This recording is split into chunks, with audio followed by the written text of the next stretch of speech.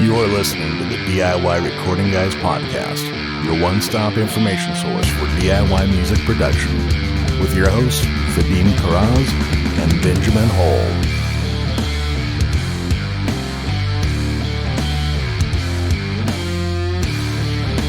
All right, welcome to the DIY Recording Guys podcast. We're going to be doing an episode on drum production, all about drums. I'm your host, Vadim from Calm Frog Recording. And I'm Benjamin Hall from Dreamloud Studio. Excited to be doing another episode with you, Vadim. It's always a pleasure. This is a special episode today. A very special episode. We have our first ever guest. So one of the biggest challenges I think in a DIY recording situation is working with multi-microphone sources. And like the bare of all examples there is drums, right? Mm-hmm. Drums is like, it's a large instrument, it's a dynamic source. It covers the entire frequency spectrum. It relies heavily on room sound. And we have to deal with things like microphone phase and bleed between mics. So our special guest today is Vessey of Drum Audio Editing and the Entrpreneur Drummer. And, well, we say Eddie is somebody who deals with the fallout of recorded drums, right? So as somebody who does a lot of drum editing, he sees probably things that are done well and things that are not done so well. So we're very excited. Eddie, welcome to the DIY Recording Guys podcast. Hey guys, thank you so much for having me. It's great that I'm the first guest anyway. I didn't expect that. 'Cause I've actually been listening for the past few weeks, and yeah, I really like the approach to DIY recording that you cover. So yeah, it's good to be here. Thank you. Well, thank you. Yeah, thanks for joining us for sure. So we're going to dive into a lot of stuff on drums, but before we do that, Eddie, maybe you can give us and our listeners an introduction on kind of where your musical journey started and how you got to where you are today. Yeah, so I think my journey started similar to how a lot of people's do, in the fact that I was just a bedroom musician, trying to write music in a band. You know how it is. You join a band, you learn how to play an instrument, and you think, I'm going to try and record this myself. You get any kind of gear you can, any kind of crappy mics you can, and you just, start going from there, really. And that was about 7 or 8 years ago. I bought my first interface, bought mics, and just started hitting record and just learning how the process works from there, really. What's your instrument, by the way? It's I started off playing guitar. Since I've got more into bass and drums as well, but predominantly I'm a guitarist by trade. Cool. But so from there I sort of started to enjoy the recording side more to the guitaring. And at this point, to be quite honest, I haven't picked up a guitar in about 1.5 years, 2 years. It's been a while, so I'm probably pretty rusty. But yeah, from there I got into sort of recording local bands. From there I got into more the mixing side as well. And then literally just a couple of years ago, I decided to take a niche into just working with drums and drum editing. Very cool. Yeah, it's amazing how similar people's stories are in this sphere. I think, Ben, you and I were talking about it on the first episode we ever did. Yeah. How we all do start out kind of as musicians, and then, your story is like word for word my story, where I just found like I enjoyed recording and mixing and producing even more than playing. And I'm also ashamed to say, Ben doesn't have this problem, but I'm also ashamed to say I haven't touched the guitar in a little while. Yeah, my only saving grace is that I do so much producing as well, so I wind up having to pick up, like I'm forced to pick up the guitar to play if like somebody can't get a part or we don't have time, so that keeps me from being too rusty. Well, personally, I think to start off as a musician, it really helps you actually appreciate the recording process, because you understand how difficult it is sort of recording to a click and then hearing yourself back, and you realize that the take that you did is actually a pile of crap and you need to do it again. And it sort of makes you appreciate the whole recording process and what it takes to be just a musician in a studio. And to be honest as well, just learning the recording process, I think just makes you a better musician. What were some of your strategies in those early days on where did you get information? How did you go about learning? Or was it just purely like trial and error, plug stuff in, set the mic up and see what you get? Yeah, it was very much that, to be honest. I think if I had some of the resources out there, resources then that are out there today, it would have been a lot easier. but I would say most of it was just reading on blogs, watching YouTube videos, just whatever came up on Google, really.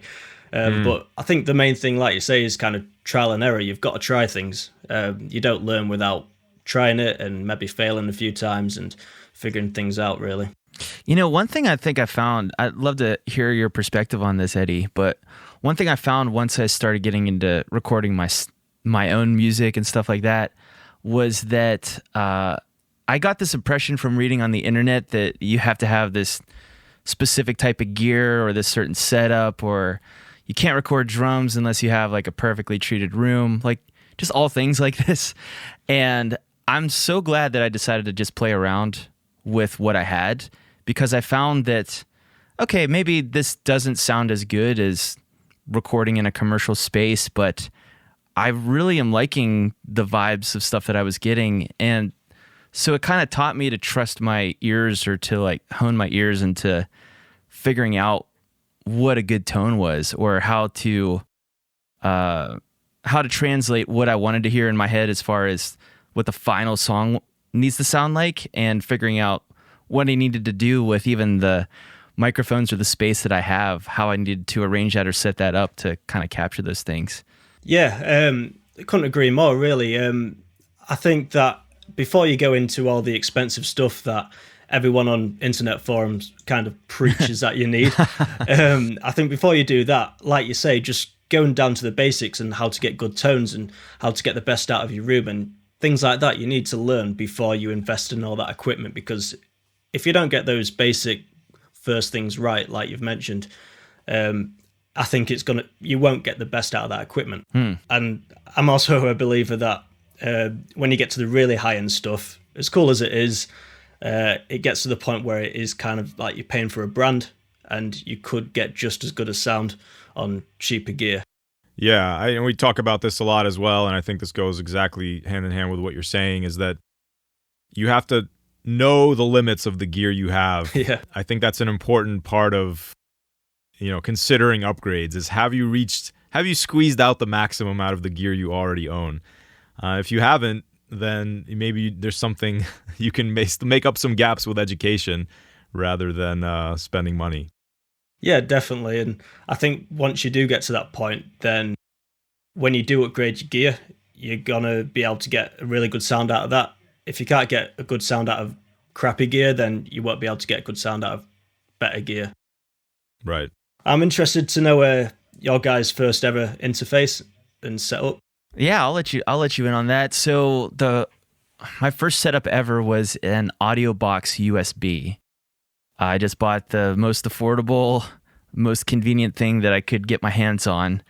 And the reason is I was playing in a band at the time. We were kind of going through our songwriting process, and we did a lot of jamming together in the room whenever we wrote songs. And so I would bring riff ideas, and I kept getting frustrated with, bringing a riff. And it wasn't just the riff, but I had like a full song idea that I wanted to go around it. And because I'm a drummer also, I had an idea of like what I wanted the rhythms and the grooves to be.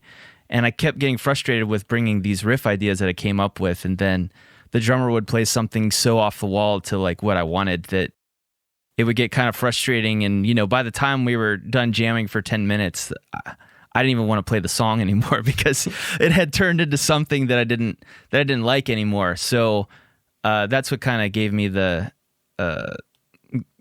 original passion to like start investigating recording, because I was like, well, if I can capture all of my ideas in a more finished state whenever I bring them to the band, then they can't, screw them up so much. If this turns into a session on us, the three of us just bashing drummers, then that's gonna be bad. Yeah. So Ben, you got into recording because your drummer wasn't playing what you wanted him to play, basically. What about you, Eddie? I was gonna ask you the same question. So go ahead. What was your first interface? Well, it's funny you mentioned earlier about how I researched stuff and how I learned things. Well, obviously, I didn't learn how to shop for interfaces properly, because my first interface was actually a Behringer mixer, which I used as an interface. It was like a USB one, but It had 4 inputs, 4 mic inputs, but it didn't let you record them independently of each other. It was just all in. Everything went in one input. So it was kind What of do you mean, like it would record on like a single track? Yeah. So you couldn't actually okay. record it onto separate tracks. So I spent like all my money at the time. I was only a kid, saved up for ages for this, and yeah, it turned out not what I wanted. But yeah, it was just Behringer mixer, and it enabled me to just record guitars and a bit of percussion and vocals and stuff like that. It did the job at the time, I had a crappy little Behringer condenser mic as well, which, yeah, again, it did the job. It was all right. Allowed me to sort of actually get into recording, get into sort of messing around with mic placements, and especially like mixing as well, how to get the best out of a perhaps not so good mic when you actually come down to mixing. That's really interesting, because there's something to be said for that, I think, as a learning tool, because the fact that you were forced to record everything onto kind of was it a single stereo track? Yes, it was, yeah. Yeah, so that kind of forced you to almost get the mix, quote unquote, right before hitting record, because you knew you weren't gonna be able to adjust like individual levels and stuff, right? Yeah, exactly. And I know sort of people with less mic inputs in their interfaces, perhaps they can't afford, like a 4-channel or an 8-channel interface. You do have to sort of overcome and adapt that sort of issue, especially if you're a drummer. Yeah, absolutely. I think, we'll definitely get into that on how to record with fewer inputs. I had like a blue, like the blue Tascam. It was like it recorded 4 independent tracks onto like a standard cassette. That was my first experience. I just like, for some reason, that thing, I just loved it. I just loved that idea of being able to like put in a cassette and record 4 independent tracks. But then when I got into digital recording, I was plugging everything into just my line in on my computer, on my big desktop computer. And I finally got like an SM58 microphone, which I couldn't plug in directly into the line in. So then I had to like buy an interface. So I got the little, like the little Scarlett 2i2 2-channel interface. And then that's kind of when I started researching more about what an interface does and trying to actually learn about what I needed.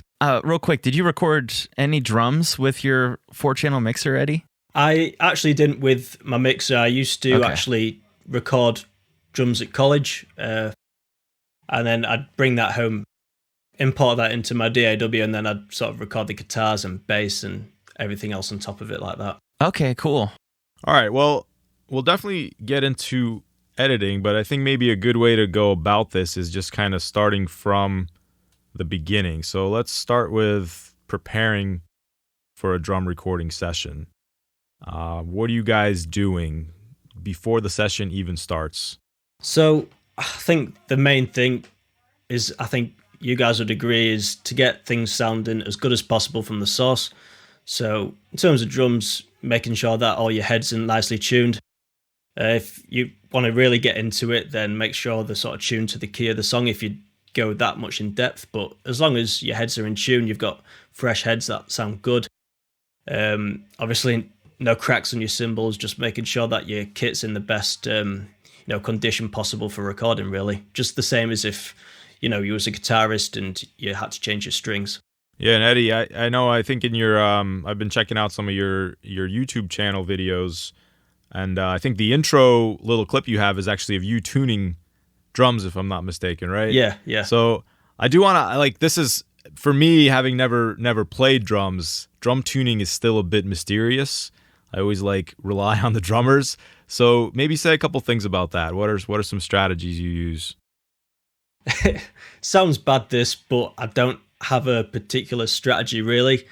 I work closely with one of my good friends who's a drummer for a band called Scarlet Riot, and we tend to have quite a lot of drum recording sessions together. He's a drummer, so we'll sort of get in a room, we'll come up with these ideas, we'll hit record, and basically he sort of just showed me a few bits on tuning drums as well, how to do it by ear, really. And basically we just sort of like a hit and miss sort of process where we'll just keep recording. seeing whereabouts the toms and snare sound good. And then when we're at the right sort of area, then we'll go and fine tune that, go around all the pegs and making sure that it's nicely tuned to wherever we want it, really. It all just depends on the song. I think in other people's case, it depends on the genre as well, whether if you want that really high snappy snare or if you want that low hit, if you're sort of into metal music. A lot of time goes into, well, the snare is such an iconic sound like that. I feel like you need to spend some extra time like fine tuning like where you want that snare to sit. Like even if you think about some famous bands, like you were talking about the heavier stuff where the snare's tuned down really low, so that's mostly more of a feel thing than it is a sound thing, because when the head's that loose, like there's a lot of punch and slap to it. And then you have the opposite of a band like 311 where they have a Teflon snare head on it and they crank the heck out of it to the point where it's like bouncing back, and like you have both extremes where you have some heavier bands that play with really high tuned snares. So I guess it's like whatever you have in your head or whatever you're trying to emulate. But I do agree a lot with Eddie as far as when it comes to toms in particular, but even like the kick drum, there's a lot of trial and error there. I noticed that like the newer a head is that you put on a drum, the easier it is to tune, especially with toms. And then after like a day of like hard playing in the studio, like once those heads are shot, like I notice it's way harder to actually get them into tune. It's like they don't want to each I guess part of the head around each lug nut, it doesn't want to stay in tune with the other ones anymore. So that's normally a red flag to me as far as when to know when to change a head, is whenever it seems like, okay, this is getting nearly impossible to get this in tune anymore. What about like, I know this, we talk about this with guitars as well, but like tuning in between songs or something like that. Do it, don't do it. I mean, I know engineers that actually, say every few takes, literally, they say that they keep checking to make sure everything's perfect. My personal opinion would be that that's a bit overboard. It's not entirely necessary, in my opinion. I'd just say once you've got a sound that you're happy with, and like Ben said, if your head's in good condition, then they will maintain that tuning for a day of drum recording. So providing you've got new heads and you tune it to your liking, I'd say just stick to recording as good a takes as possible rather than, going back and retuning every few takes, because that's going to, if anything, interrupt the creative process. And there's no point, risking that for the sake of having an absolutely perfectly tuned drum. Gotcha. Yeah, and I would say the same kind of thing. It's really similar to guitar, actually, where... So let's imagine you're recording a song and you notice by the end of it, that power chord doesn't sound like it's in tune anymore. Maybe we should do that take again and retune everything. It's very similar with drums. Like maybe the drummer's hitting really, really hard, and so he's physically making the drums go out of tune more quickly. Yeah. And so you'll hear like a tom by the end of the song, it sounds like it's at a lower pitch than at the beginning of the song. So yeah. What about setting up the room? I know I'm actually surprised that more studios don't have like a permanently fixed drum mic setup. Like I feel like a lot of times it seems like drum mics are being set up from scratch. What do you guys think about that? Is it worth kind of going through? Do you have anything that you, I guess, keep fixed from session to session? Well, personally, I don't have a fixed location for recording drums at the minute, but if I did, I'd 100% keep a dedicated kit set up with your mics all in place.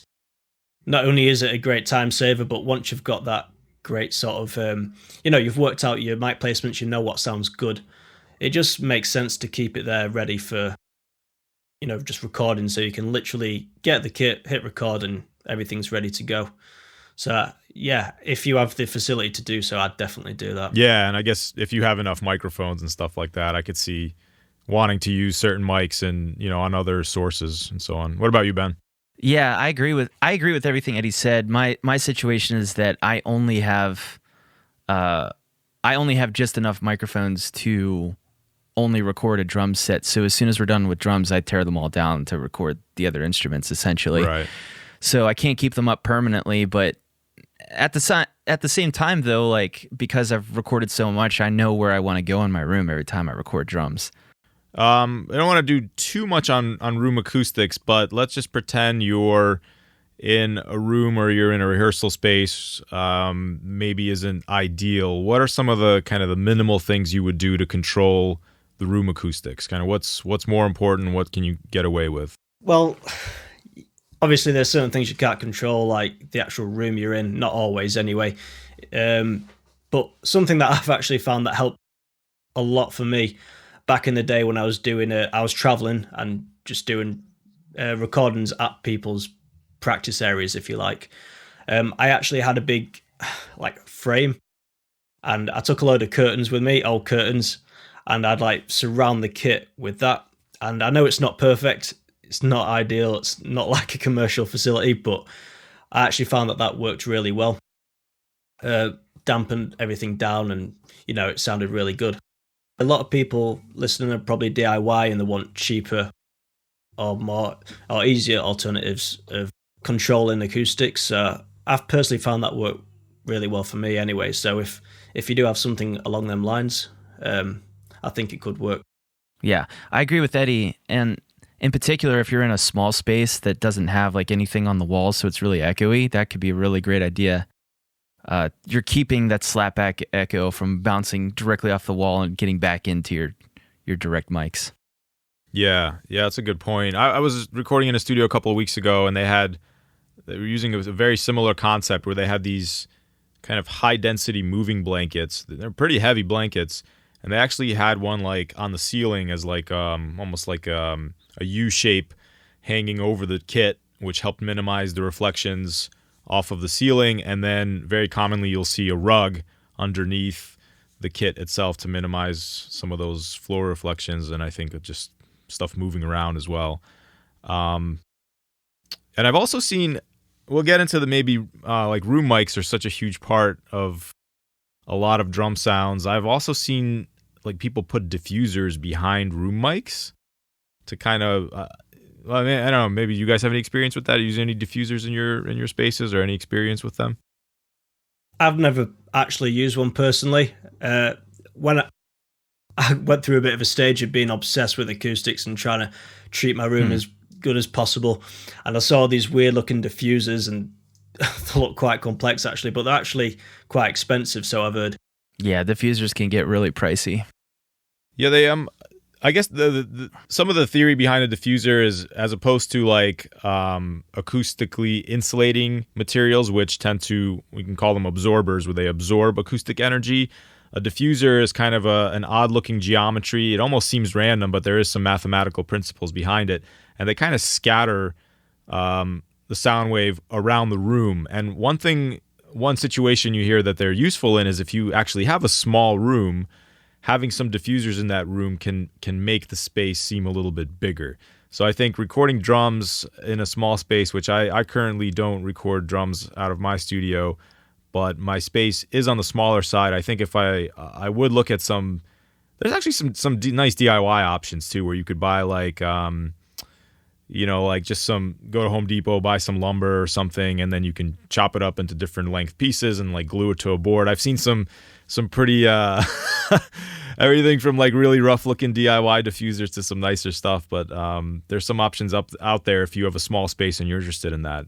I want to dive into so with my answer, I want to dive into some like room mic stuff, because I think it's such an interesting topic, because I self-taught myself all this recording stuff, kind of like Eddie, and so a lot of my stuff is trial and error, and I didn't even understand when I first started recording drums, like, why are people making such a big deal about room mics? I thought I could just add reverb. Like, what's the difference between reverb and room mics? I thought that's the whole point of what a room mic was, is to grab the reverb naturally, and that's kind of true, but it's also a little bit different.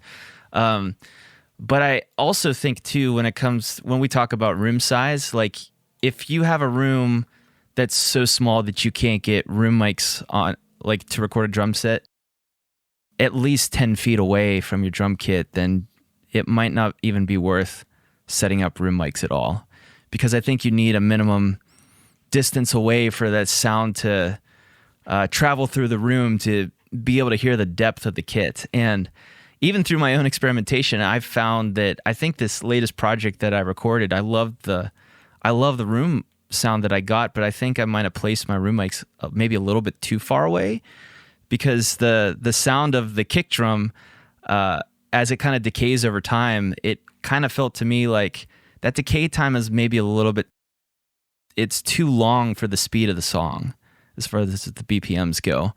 And so it's more than just finding the place in your room where the mics sound the best. It's also keeping all these other little things in mind, like distance away. Like, what do you think about that, Eddie? Like, have you found an optimal distance, or do you play with that distance?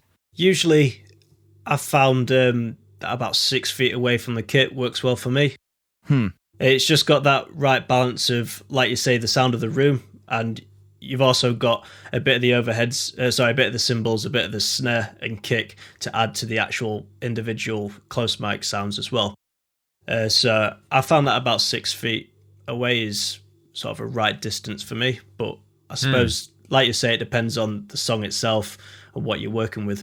Yeah, that's really interesting. I've heard people mention you have this concept of like pre-delay almost on a reverb, right? Where it's how much time elapses before that source sound starts to reverberate, and like that's kind of what you're sort of one of the things you're playing with when you're adjusting that room mic distance, right? The farther away they are, the more of a pre-delay you'll have, because the sound will hit the close mic first, and then it takes a little bit, a couple of milliseconds for it to reach the room mic. So I am actually interested in that.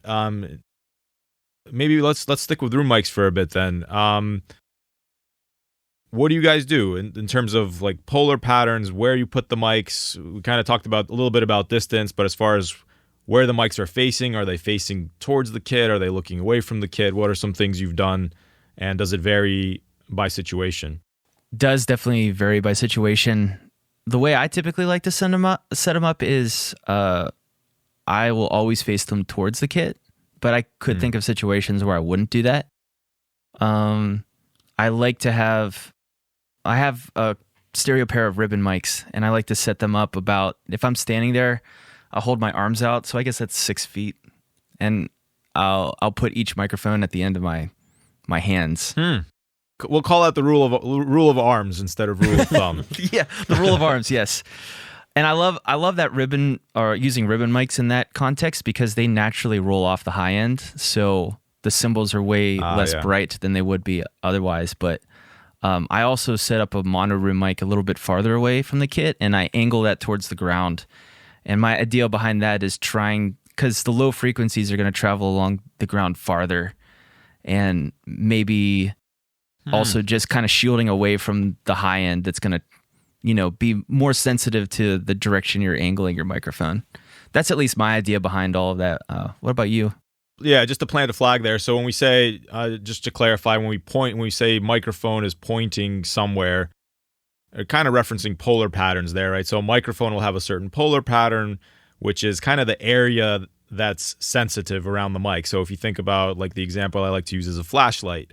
A flashlight, if you shine it in the dark, it illuminates kind of some space on the wall. The back of the flashlight doesn't really illuminate anything. That's kind of like a cardioid or a directional polar pattern.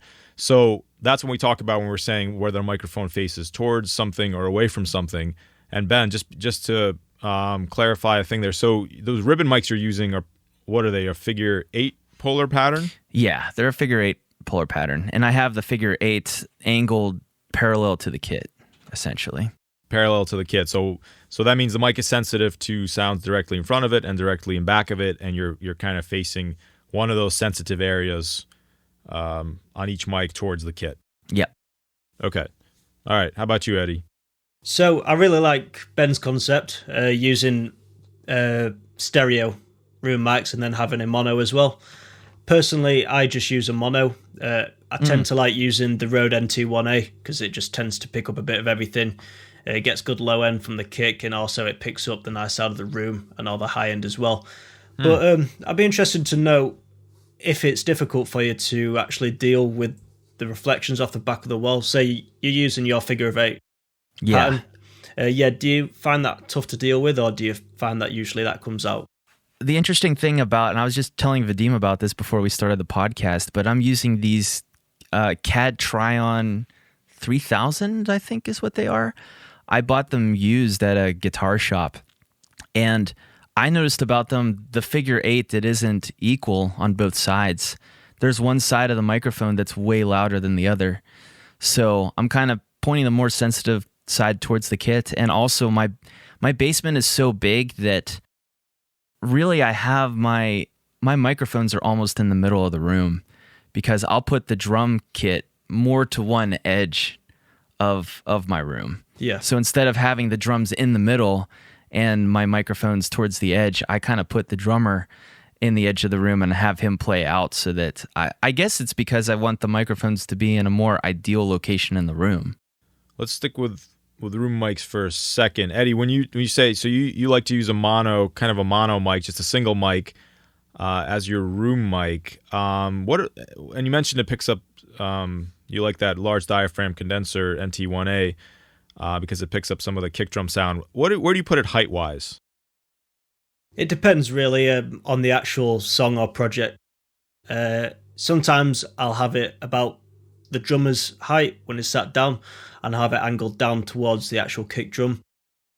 But say if I wanted to pick up more of the overheads, more of the cymbals, then I'd place it about head height of me. I'd like to say 6 foot, but I'm not quite there. But yeah, you're closer than I am, probably. About 6 foot in the air, and I usually angle that slightly down towards the drummer as well. Okay. So it all depends really on how much of the kit and what part of the kit I really want to actually capture in the room mic. Gotcha. And you're doing the same thing where you're facing. I don't think that mic has an adjustable polar pattern, does it? No, it doesn't. It's just cardioid. Cardioid. So you're pointing the sensitive side of the mic towards the kit. Yeah. To be honest, I actually haven't messed around with the placements too much in terms of actually rotating it around the room, maybe seeing how it sounds if it's pointed towards the back, away from the kit. But yeah, that would be something that I'd like to try actually, and just see how that actually affects the overall sound. I was just going to say, I think for listeners too, like when you're going about trying to figure out maybe where you want to set up your microphones, like just walk through the room and use your ears. Like that's what I love to do, is have the drummer play and maybe put some, I have these really cool earplugs that they filter the sound, so they're not like the foamy kind that cut all the high end. They cut all the frequencies pretty evenly so that I can stand being in the same room as the drummer and not lose my hearing. But so I'll put those in and just walk around the room until like I find a spot that I think it sounds really vibey or really cool, and then I'll be like, okay, let's set up the microphone there and just see if I still like the sound. That's huge. You know, we don't do enough like public service announcements, and I feel like for people need to definitely think about conserving their hearing, and definitely when we talk about drums, it's one of the louder sources we record. I think that's huge. You know, it's okay to be in the room for a couple of drum hits, but in general, earplugs are definitely recommended. Where I've seen, I like what you said there about, you know, listening to the space, because I think a lot of people in DIY situations tend to use things like basements, which have a lot of hard surfaces, and that could be good or it could be bad.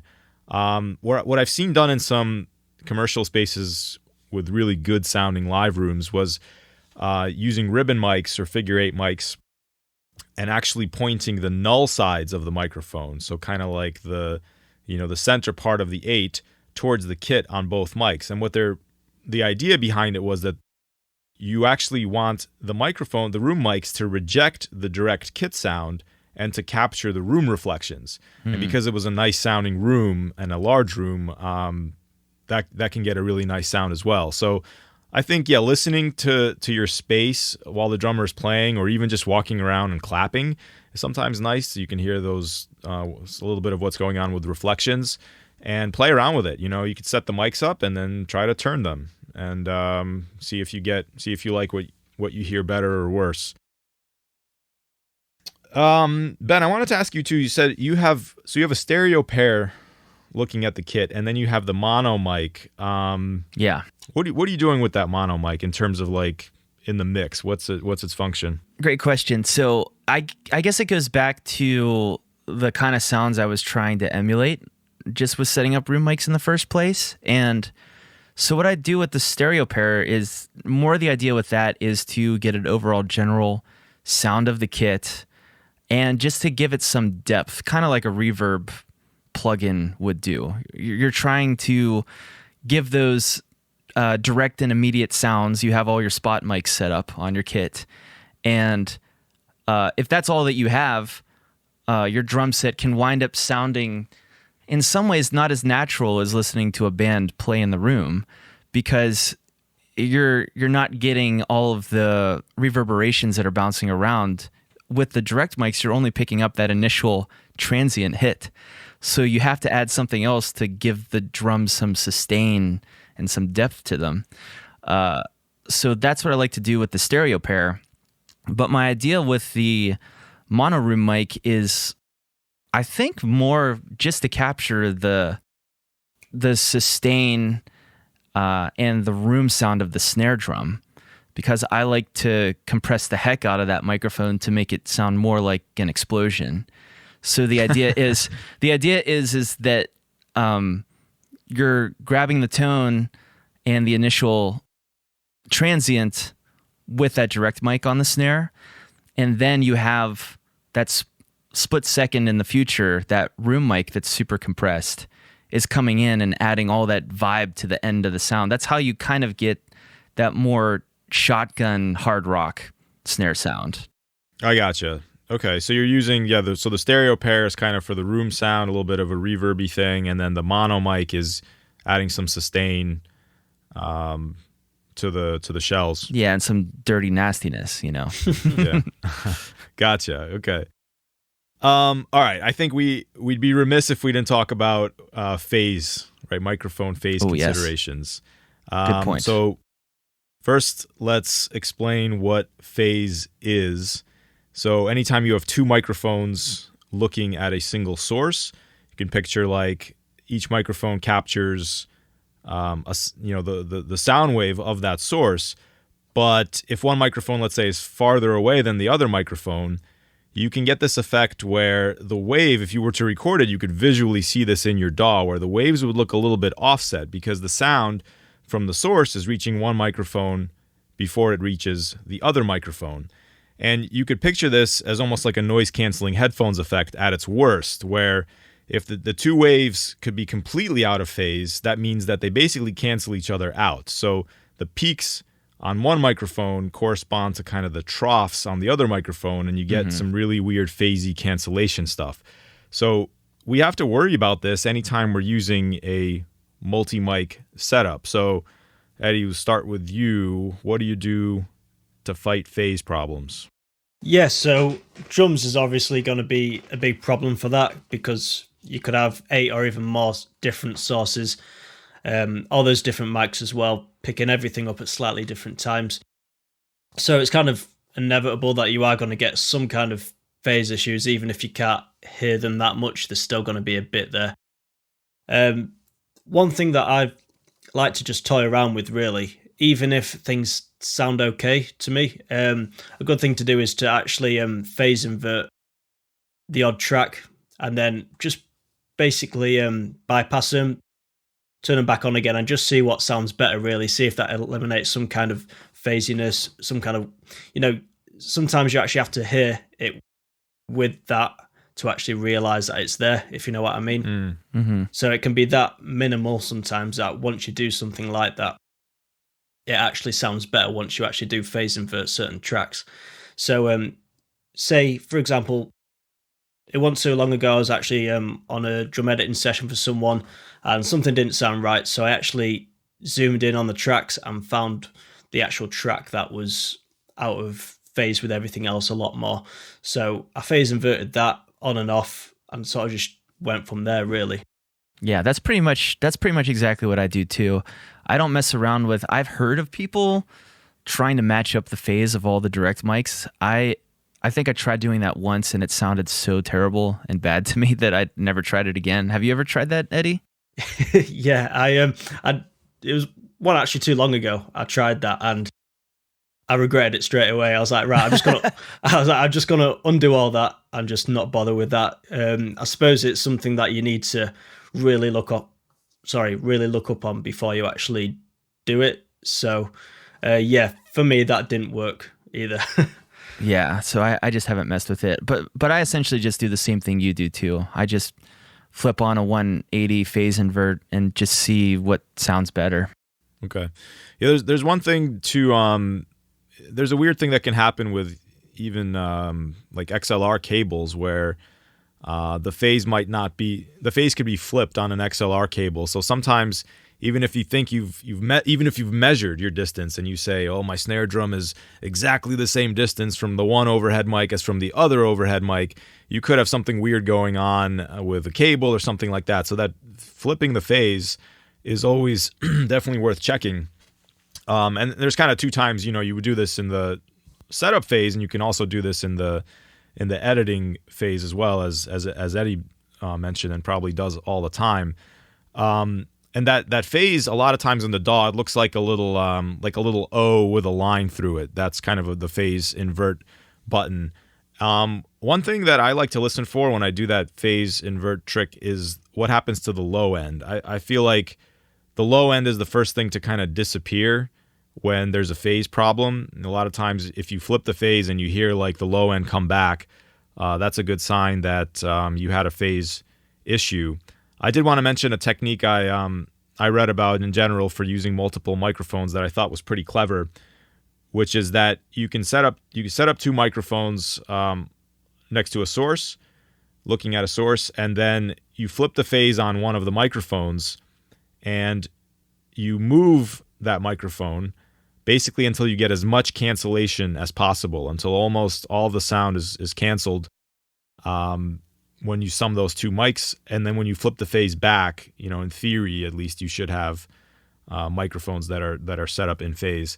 I've actually never tried that. That's a great trick. But reading about that, I was like, oh, that's cool. That makes a lot of sense. To kind of use that noise canceling headphone trick to set your phase.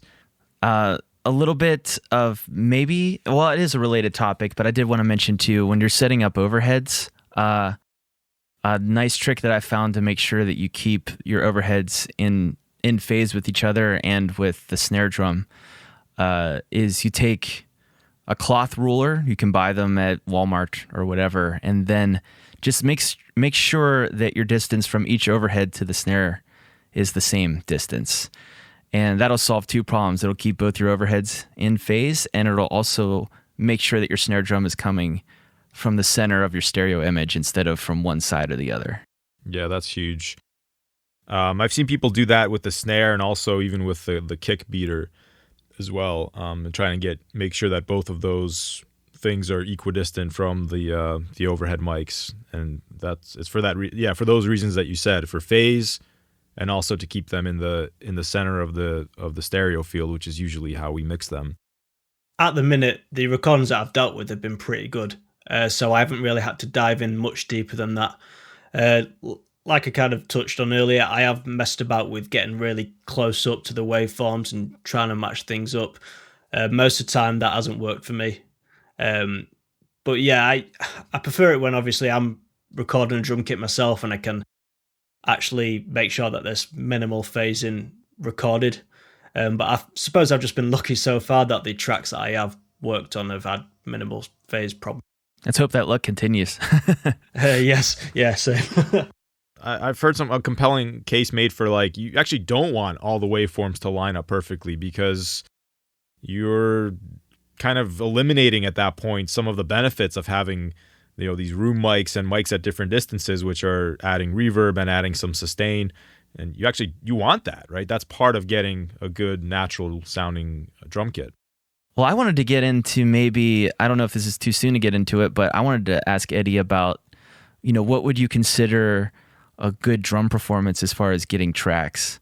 Because I go back and forth about this all the time since I'm doing both the recording and editing. And I was telling Vadim earlier that kind of my rule of thumb is I want to spend enough time with the drummer that the editing on the other side of things takes that much time or less. Yeah, well, I agree that I think you need to make sure you get things right at the recording stage as much as you can, and not just solely rely on editing, mixing. So yeah, I completely agree there. And obviously, for my job, it's easier because I don't want to be spending 3, 4, 5 hours editing drums. Oh, no way. The more edits you're doing, at the end of the day, it's making things less natural. So you do want to sort of have minimal editing, although it is possible to get a really good drum sound from, editing a lot. I think that the less editing that's required, the better, really. Yeah, I agree. So what would you consider like a really, I guess let's talk in terms of tiers. What would you consider a phenomenal drum recording from the editing perspective? Like, what does that mean for your job? So I have noticed with certain drummers do get the kick and hands slightly late, which makes things a massive pain in the ass. Oh, like flamming. Yeah, it gives a flamming effect, and then you have to really cut things up. And when you're cutting things up and adding fades in, that's where things really do start sounding a bit odd, really. So, yeah, that's if there's not a lot of that to deal with, then I know that they clearly know what they're doing, which is nice. Another thing that I've noticed is a good drummer actually plays almost perfectly in time for a certain phrase. So it's a case of actually nudging the phrase rather than the individual beats. So I tend to do that as well, depending on, say, if certain people want just the feel maintaining and things putting in time, then I'll just nudge a phase and not the beats. But if the drummer's good, then a certain phase will be in time to the grid, and it's just a case of chopping a certain phrase, a certain fill, a couple of beats or bars maybe, and then putting that to the grid rather than every single beat, because when it is every single beat or hit, then that's where it starts sounding robotic, a bit too mechanical. I think the more takes you do as well, of especially difficult fills, the better, so you've got more to play with as well when it does come to editing. That's a good point. Are people typically sending you like multiple takes, or are you just getting like, here's the stems for one take, do what you can with it type of thing? Yeah, usually I'll just get a full comp of the song. I won't get multiple takes, but this guy that I've been, unfortunately, I'd like to be able to actually get bits and bobs and mix and match the best things together, if you like. But this guy that I've been working with over the past couple of weeks has actually said the songs have actually been similar drum-wise, the whole song, apart from the fills, like the beat would be similar, the kick and snare. So we'd sort of just say, look, pick the best fills and then, use them where you like. So that's been good in the way that I can get rid of the ones that either don't sound great or require that much editing that they will not sound great, and actually just keeping the ones that are good. I saw this really interesting technique, which I only saw it one time, but I feel like I loved it, and I think I'm going to do it, which is, I can't remember only if it was in the beginning of the session or at the end of the session, but the engineer running the session had the drummer hit each drum with kind of varying velocities, and the point was he was just trying to get those hits, almost like samples, to use later if you needed to fill. All the mics are set up, you're getting the right room sound, and so you hit the snare maybe with 4 different velocities.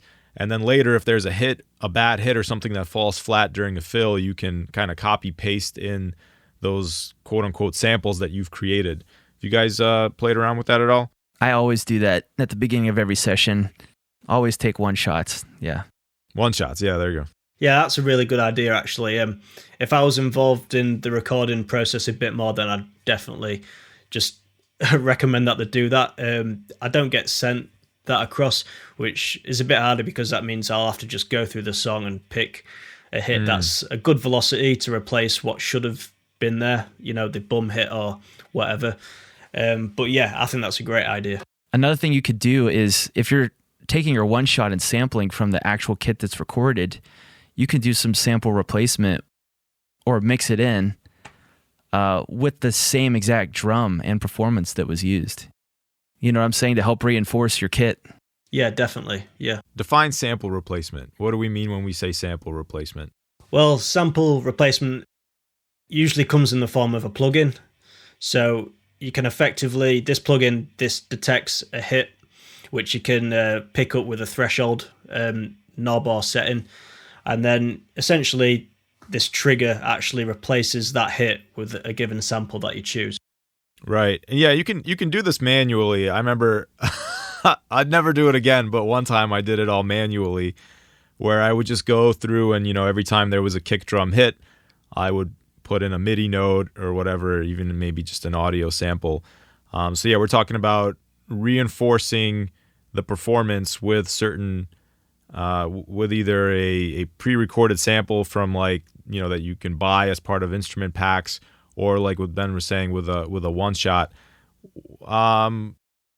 I guess what's the decision process like on when to use sample replacement and when you avoid it? So it all depends on the person I'm working with, really, and the kind of project as well.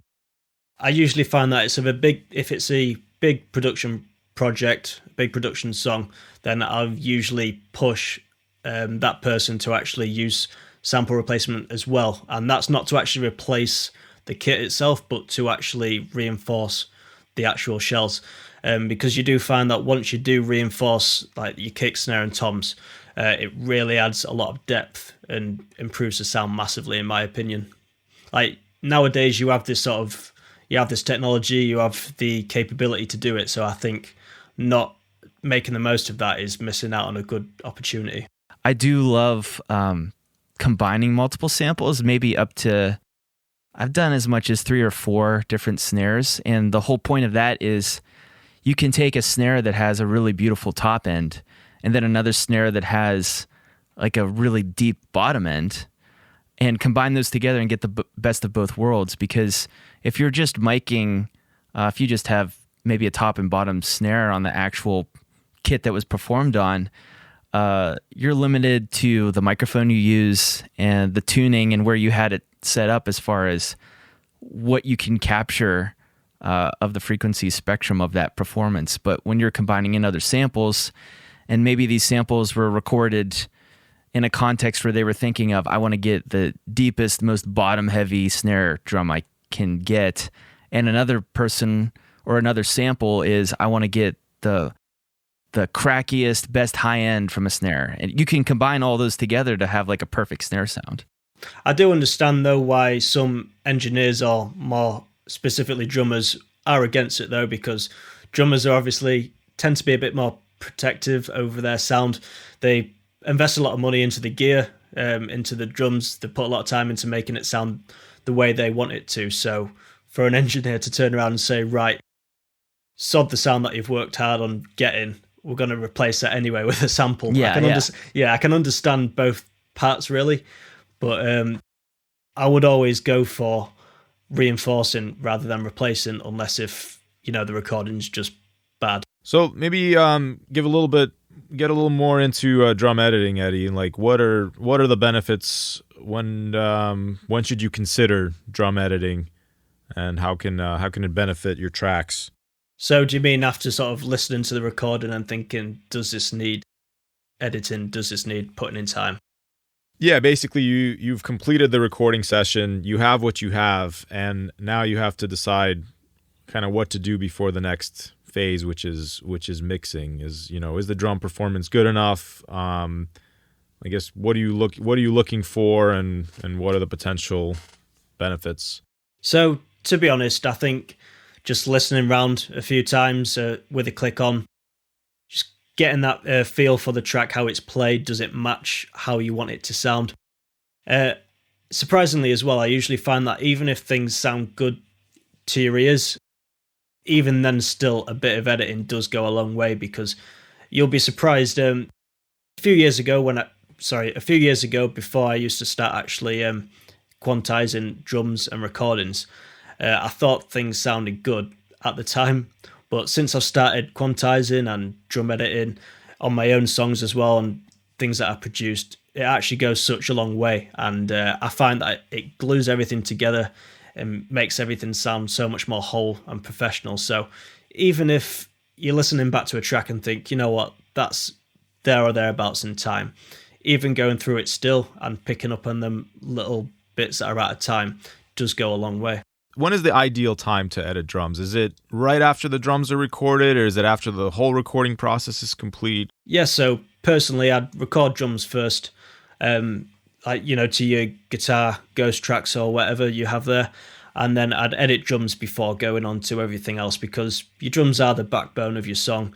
You want to get that nailed. You want to get the groove nailed before recording to that, because everything you record to the drums then is going to copy the groove and the style of how the drums are played, how they sound. So yeah, I'd definitely get into editing drums and making them sound perfect, or perfect to you, before recording anything else to them.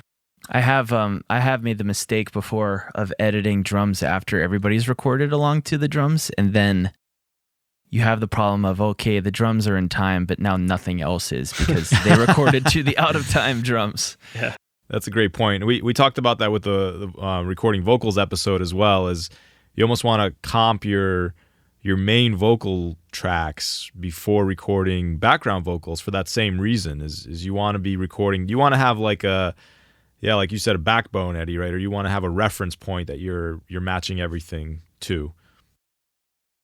Yeah, I wanted to pick Eddie's brain about how specific do you get into editing, as far as like how precise do you want it to be quantized to the grid?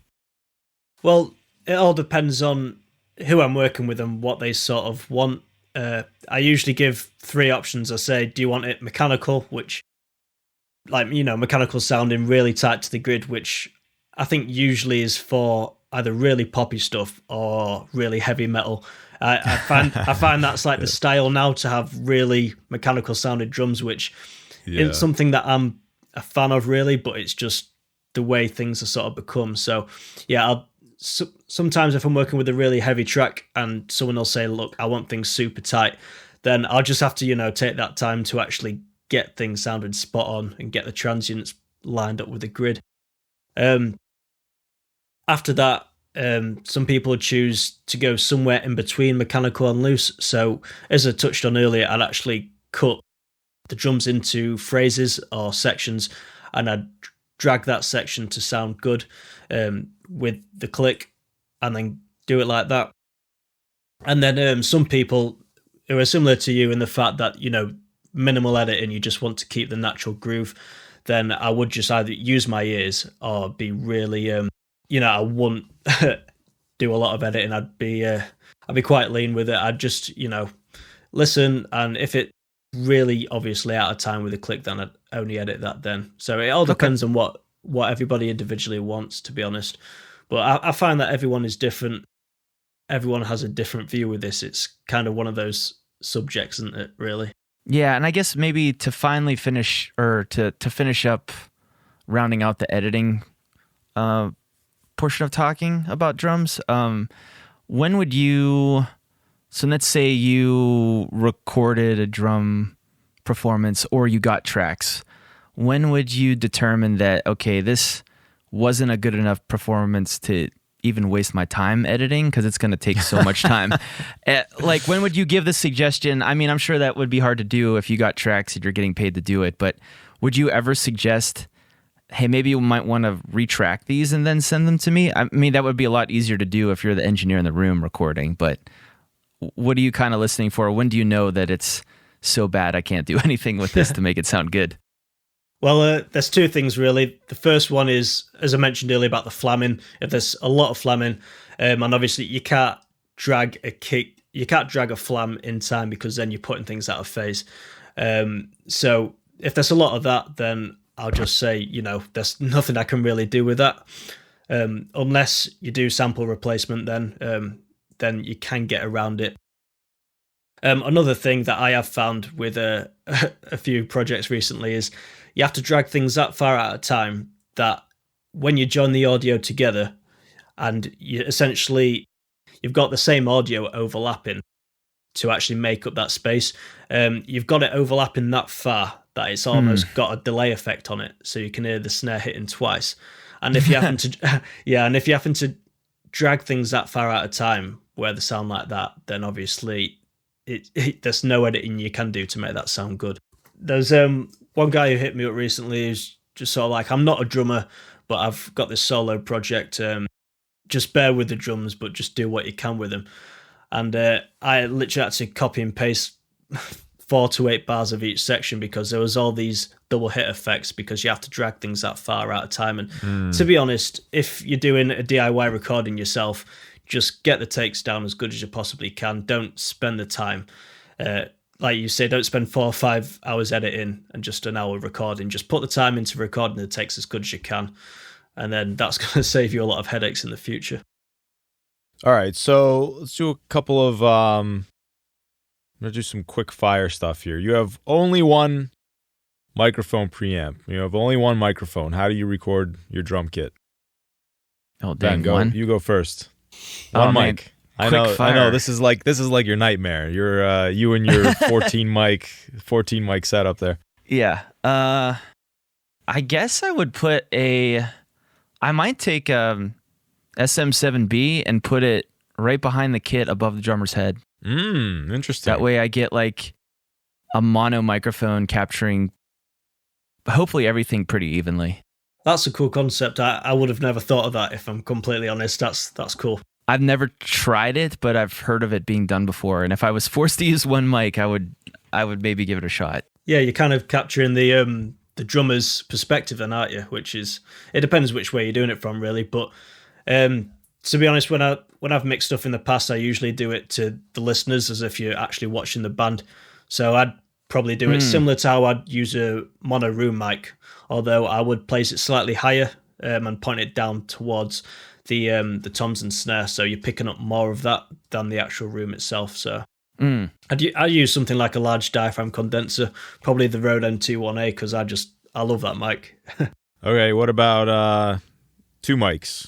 I would do SM57 on the snare and then Beta 52 on the kick. Just do the direct.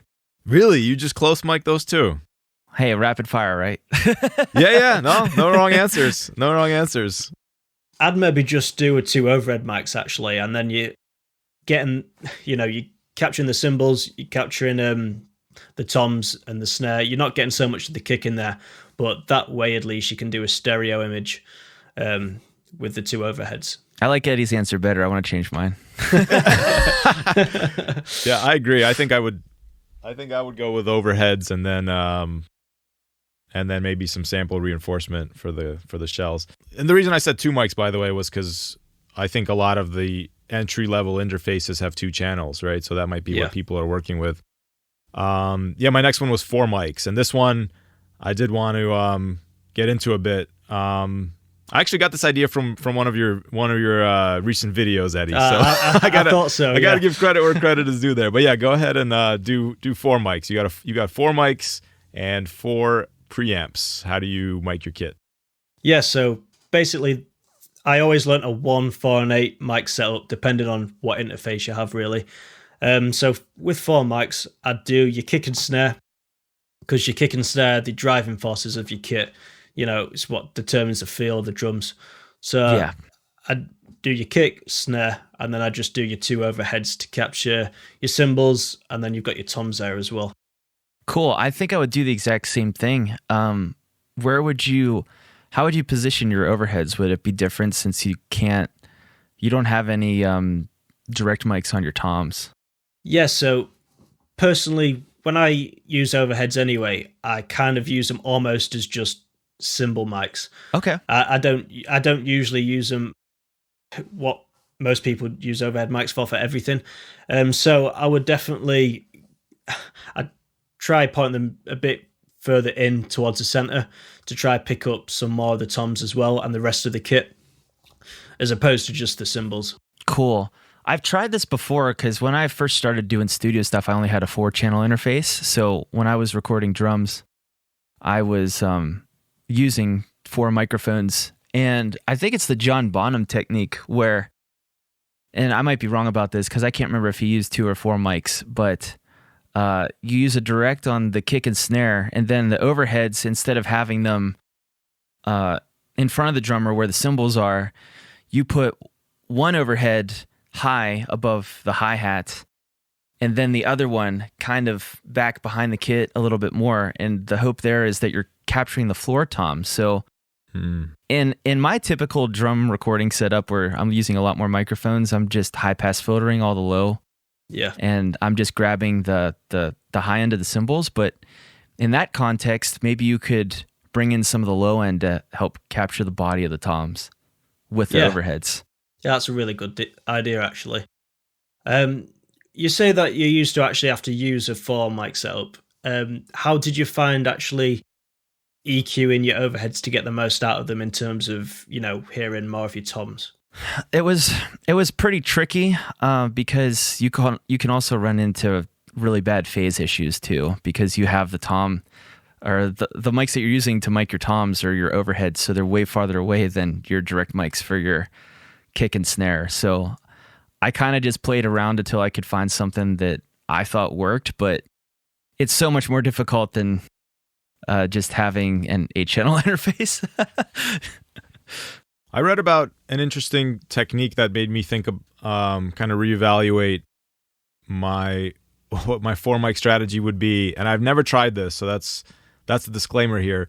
But I was reading, I forget the engineer's name now, unfortunately, but he engineered an album by The Strokes, and there was a concept called like a kick snare mic, where he took a mic with like a figure 8 polar pattern and put it underneath the snare, kind of like one side of the polar pattern looking at the bottom of the snare and the other one looking at the beater of the kick, and kind of adjust the distance till you get a nice volume balance between the kick and the snare. And then you can use 2 mics for overheads, and then kind of that one mono room mic. I was thinking like that could be a nice way to get a full drum sound. Because the issue, I think, I've heard this on tracks people have sent to me where they try to do the overheads they're trying to find a balance maybe between overheads and room mics, and you end up kind of having a big hole in the middle of the stereo field where like you got the overheads on the side, you got these close mics on the kick and snare, but you're missing kind of like the body of the kit. Anybody play around with any concepts like that where you're trying to use one mic to capture kind of close mic 2 different shells? That's a good question. Eddie, have you tried doing that before? Anything like that? The only thing I really do like that is mainly to do with the snare. So I'll try get a lot of the actual body, a lot of the main thump of the snare with the close mic, and then I'd pretty much rely on the overhead mics for the actual snappiness, the high end of the snare. But that is only with the snare that I've really tried that. I've not actually tried to create that sort of effect with toms, trying to bring out more of them in the overhead mics. But I suppose that's just down to the way that I actually mic up my overheads. I usually do it so I'm bypassing the toms almost. Vadim, unless I got it wrong what you were explaining, so would that mic that would be capturing both the kick and the snare, would that be underneath the snare? Yeah. My only issue with that is that I would much rather have, if I could only mic one side of the snare, it would be the top side. Yeah, and I think it's kind of like what Eddie said there, is where like you're relying on the overheads at that point to capture the top of the snare, which is where a lot of the meat is, rather than just the snappy, crispy bottom. But yeah, I don't know. I've never tried it, but maybe worth playing around with if you're limited on channels. All right. I don't know how you guys are doing on time, but Eddie, I did want to ask you a little bit about some of the work you're doing, if you want to talk about it. If not, we can edit it out. But with Entrpreneur Drummer, what's the idea behind that, and what do you have in the pipeline? Yeah, sure. Well, it kind of all happened a bit by accident, because I started off this drum editing thing, and I started talking to a lot of drummers, and I kind of realized while talking to drummers that they weren't very savvy with the business side of things. They were all like, oh yeah, I will give you work, but I can't really get clients at the minute. I'm struggling to find people and all this sort of stuff. So I kind of just started giving advice to people, and I ended up creating a free guide for people to use and download to sort of help them find new clients and treat the hobby more like a business. So it kind of like developed into this whole new thing. So that's why I started the Entrpreneur Drummer, really. So it's just teaching session drummers basically how to treat being a drummer, being a session artist, more like a business, how to actually use them people skills to network, to make friends with people, to work with people in the future. A lot of it as well is to do with the efficiency with recording. So similar to what we touched on earlier with keeping a dedicated kit set up for recording, making session templates, things like that. It's just anything to do with sort of treating your hobby more like a business. So it's just educating drummers in that sort of respect. I kind of felt that there wasn't any go-to resource for people out there. So once I started putting out this content, then people started liking it and sort of asking for more. So it wasn't really planned, but it sort of turned into something now, which is cool. And yeah, I ended up releasing a course, a membership site as well. So yeah, that's up at the minute. Yeah, where can people find that? Yeah, so if you just go to theentrpreneurdrummer.com, on there's a ton of free resources. There's a free guide, a 50-minute workshop as well that essentially just teaches you where you can find clients online. There's a blog with a ton of videos as well, and articles, some resources, and then of course there's a link to some paid content as well. Yeah, and I gotta say, I've been checking out some of your videos on the YouTube channel, and I would even say they're useful, for any musician that's trying to make a living as a session musician. I mean, you got some really great content out there for things like, I think one of the ones I watched recently was some of the top mistakes you see people make in like their social media profiles, and the information was really good. I mean, I found it very useful for myself, actually. So you're making a lot of great content there for musicians. The last 2 points, or the last 2 questions that you asked, what does it take to be a studio musician, and do you recommend sites like Fiverr? I like them. Yeah. Did you happen to see that video about Fiverr that I put? No. Was that inspired by that? I didn't know. No, it wasn't. I'm genuinely curious. I mean, Fiverr, for those who don't know, it's a site where you can kind of contract creative services, not just musicians, but if you are a musician, you can offer your services on there. And for example, if you're a vocalist, like the intro to this podcast, actually. So the intro to this podcast was a guy I found on Fiverr. So it is a useful site. But yeah, I'm really curious on your thoughts, and I did not see the video, so go into as much detail as you want. Well, it kind of contradicts what you just said there, really. But weirdly, but no, to be honest, I've used Fiverr before to hire vocalists for songs that I produce because I can't sing at all. So it's been really helpful, in terms of me looking for people on there. But I've actually tried to use it as well. Back when I used to mix and master a bit more, I actually tried to use it to sell my services there. But basically, I think that unless if you were on Fiverr when it first started out and it was, less crammed, then you're going to find it really, really difficult to get found, because the way it works is you get reviews from doing your projects, and the more reviews you get, the more good reviews you get, the higher up the search engine within the platform you'll actually get. So at the minute, you've got these people that have been on there for years, and they're sort of mopping up all the projects that are on there. And if you're just starting out, the only way to really try get work over them is to just offer like a stupidly low price, which is what I was doing. And I think once you start doing that, you're just undervaluing yourself. You're not getting the right clients because you're getting people that want to pay $5 for something. Right. So you get unrealistic expectations and all this, and I just don't think that's a great way to value yourself and sell services. Yeah, just to clarify, I don't have any experience on being on there as a service. My experience only goes as far as I've gone on there to get this voiceover work, and found it to be user friendly for that. But I definitely understand your concerns there for being a service listed on there. There's nothing wrong with humble beginnings. Just network with the people in your direct vicinity. Like, everybody has a circle of influence, even if it's only 5 people. Start with those 5 people and, start building a name for yourself. As far as talking about being a drum entrepreneur, you want to be a studio drummer and stuff like that. Just, I'm sure you know somebody that's in a band. Ask them, hey, I'd love to play on something. Start humble and build from there. I think that's a way better way of going about it. That's good advice. Yeah, and Eddie, maybe finish your thought on there as far as what does it take to be a successful studio musician. It's kind of maybe a long. We could probably do a whole episode on that, but give some points there. Yeah, so I kind of think there's 3 main things that you need. The first one is to just know your instrument inside out, be able to improvise and adapt, just on the day. With a lot of studio musicians, time's money. You're there a certain amount of time. You need to get things done. Sometimes you're going to hit these obstacles where producers would turn around and say, look, what you've been practicing for the past few weeks isn't working. You've got to come up with something, and now. You need to know your instrument inside out in order to do that. Mm-hmm. So I think that's really important.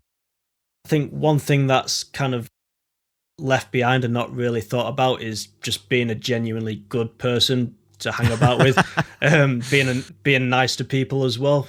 You could be the best drummer in the world or best musician in the world, but if you're not nice to people, or if you're a pain in the ass to work with, then no one's going to want to work with you again.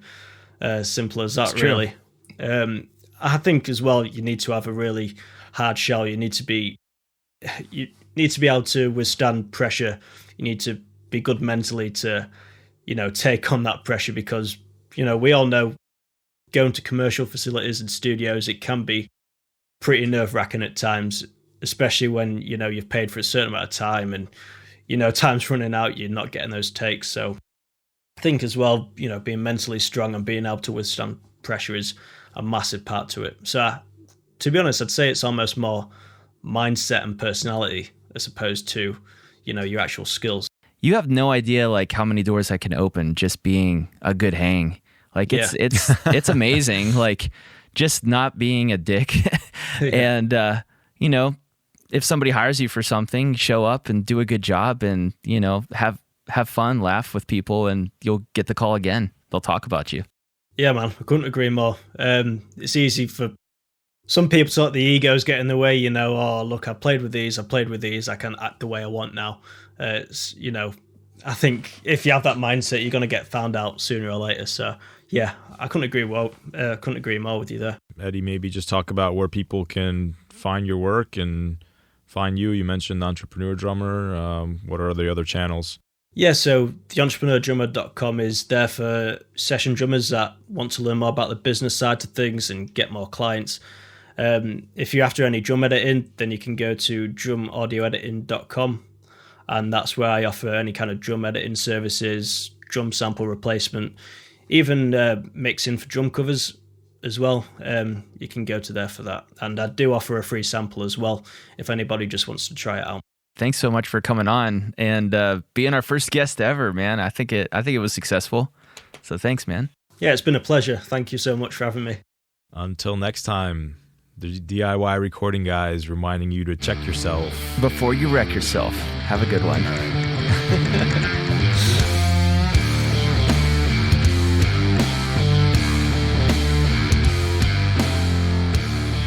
If you're enjoying the podcast, take a minute to leave a rating wherever you like to listen to it, or share it with your friends on social media. Also, Benjamin and I are working engineers, and we love helping people turn ideas into finished productions. So if you're interested in working with one of us, or just want to discuss a project you're working on, reach out. You can find my work at calmfrogrecording.com, get me on Instagram at calmfrogrecording, or shoot me an email, vk@calmfrogrecording.com. And you can check Benjamin's work out at dreamloudstudio.com. Hit him up on Instagram at dreamloudstudio, or by email, ben@dreamloudstudio.com. And finally, join our Facebook group to engage with a whole group of friendly, like-minded people who are interested in DIY recording. Just search for DIY Recording Guys on Facebook. Thank you so much for listening and for your continued support. I'll see you next week.